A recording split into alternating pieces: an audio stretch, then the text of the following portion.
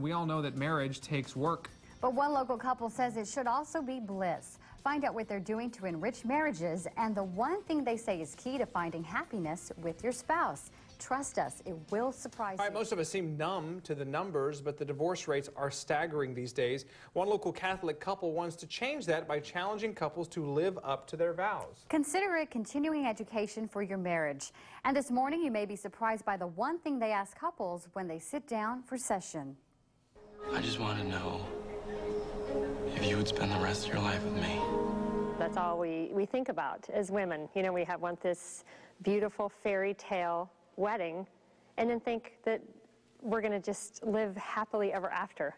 But life isn't always just like the movies, according to Greg and Julie Alexander. You're insane! Garbage truck right there! Garbage truck! Punching! It is often a bumpy ride and a crash course in reality. But it doesn't have to be that way.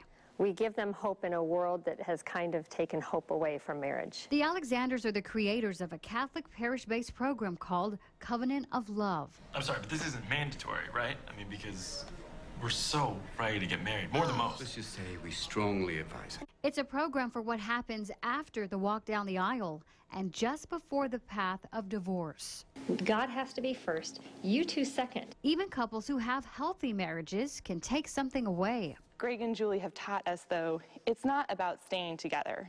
It's about living in joy and peace. Stop! Stop! Stop! Sometimes I'd find myself just missing the opportunity to give time to my spouse. The Alexanders know a lot about that. 10 years ago, their own marriage was tested to the brink.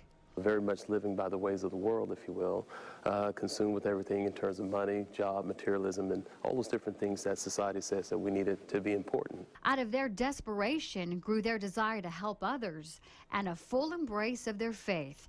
In fact, they based their marriage self-help on the teachings of the Catholic Church. The first question I begin to ask is, are you contracepting?